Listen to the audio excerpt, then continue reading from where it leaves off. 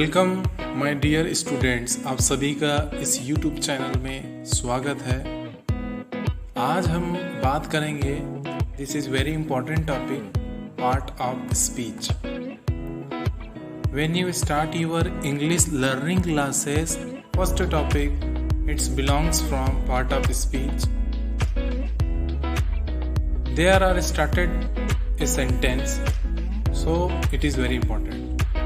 जब आप कोई वाक्य को पढ़ना शुरू करते हैं तो उसी में ही ये टॉपिक आता है बच्चों, जिसे हम पार्ट ऑफ स्पीच कहते हैं। स्पीच मतलब जो शब्द हमारे मुंह से निकलता है, जो शब्द हमारे मुंह से निकलता है, ध्वनि के रूप में बाहर निकलता है और हमारे कानों को सुनाई देता है, वो स्पीच कहलाता है। स्पीच मतलब हम एक प्रकार से वाक्य कह सकते हैं। उस वाक्य के भाग, पार्ट मतलब भाग, हिस्से, अलग अलग हिस्सों से मिलकर के वह वाक्य बने रहते हैं। वे शब्द जो मुंह से निकलते हैं आवाज ध्वनि के रूप में, वे सब अलग अलग हिस्सों से मिलकर बने रहते हैं। आज इस टॉपिक में हम उन्हीं हिस्सों के बारे में पढ़ेंगे। वह वाक्य में कई सारी चीजें मिली रहती है, सब्जेक्ट, नाउन, प्रोनाउन, है ना, वर्ब, एडजेक्टिव, एडवर्ब, ये सब चीजें मिली रहती है। वही सब है, वो पार्ट ऑफ स्पीच के अंतर्गत आते हैं। फिलहाल तो कंप्यूटर एंड सॉफ्टवेयर वर्ल्ड इस यूट्यूब चैनल में आप सभी का स्वागत है। इससे पहले मैं सेंटेंस, वर्ड, लेटर ये सब पढ़ा चुका हूँ। यदि आपने उस वीडियो को मिस कर दिया है तो इसके डिस्क्रिप्शन में जाकर के आप उसे देख सकते हैं, लिंक दिया गया है।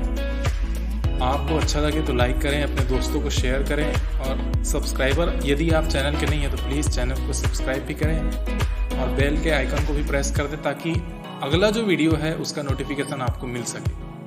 ठीक है, तो चलिए फिलहाल स्टार्ट करते हैं। मैं अभी इस पार्ट में केवल उसके हिस्सों के बारे में बताऊंगा और नेक्स्ट वीडियो जो है उसमें मैं इसके एक पार्ट को अलग से डिस्क्राइब, उसके पार्ट को काइंड्स ऑफ डिफरेंट टाइम्स को सबको डिक्लेयर करूंगा। फिलहाल 8 जो पॉइंट है, 8 जो पार्ट है उसके बारे में बात कर लेते हैं। ठीक है, पार्ट ऑफ स्पीच, शब्द के भेद, हम लोग हिंदी में इसको बोलते हैं शब्द के भेद, है ना। तो इसके there are 8 parts of speech.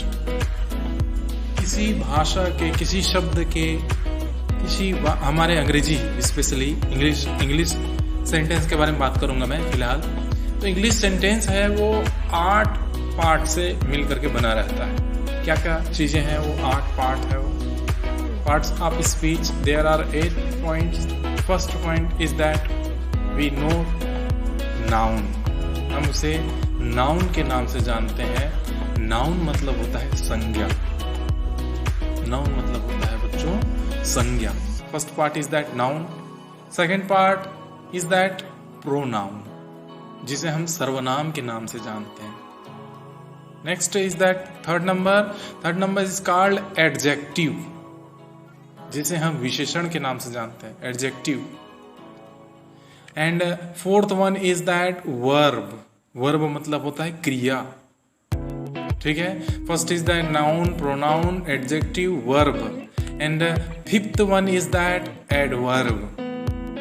इसको और क्या बोलते हैं? क्रिया विशेषण। एडवर्ब को क्या कहते हैं बच्चों? क्रिया विशेषण। उसी तरीके से 6th point is that preposition. Preposition को हम हिंदी में क्या कहते हैं? संबंध सूचक।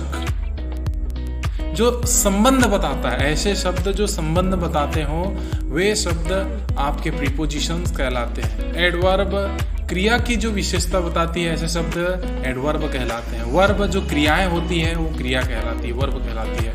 और एडजेक्टिव, प्रोनाउन और नाउन। नाउन है किसी भी व्यक्ति, वस्तु या फिर किसी स्थान की जगह के नाम को हम लोग, नेमिंग वर्ड, नाम बस होना चाहिए, वो संज्ञा कहलाता है। प्रोनाउन संज्ञा के स्थान पे उपयोग होने वाले शब्द सर्वनाम कहलाते हैं, प्रोनाउन कहलाते हैं। इसके स्थान पे हम प्रोनाउन का यूज करते हैं, ही, शी, इट, तो उसको हम लोग प्रोनाउन कहते हैं। अब थर्ड पॉइंट में एडजेक्टिव के बारे में बात करते हैं। एडजेक्टिव मतलब विशेषण, मतलब जो नाउन और प्रोनाउन की विशेषता बताए वो एडजेक्टिव कहलाता है। ठीक है, 7th one is that conjunction. Conjunction मतलब समुच्चय बोधक।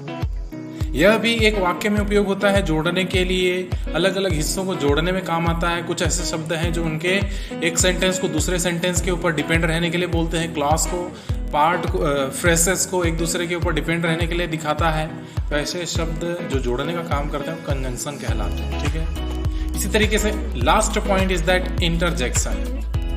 इंटरजेक्शन मतलब अचानक से हुई घटनाओं के बारे में जो शब्द मुंह से निकलते हैं वे विस्मयादि बोधक शब्द कहलाते हैं। अचानक से विस्मय, अटपटा, अचानक हुई दुख, अचानक हुई खुशी, ये सब को दर्शाने के लिए हम लोग इंटरजेक्शन का शब्द का उपयोग करते हैं। तो ये सब मिल करके एक वाक्य में इन 8 पॉइंट है वो एक वाक्य में समाहित होते हैं बच्चों। इन्हीं को समझ लिए आप इंग्लिश के सेंटेंस को समझ लिए। इन्हीं सब चीज़ों को उसके अंदर में जोड़ना है।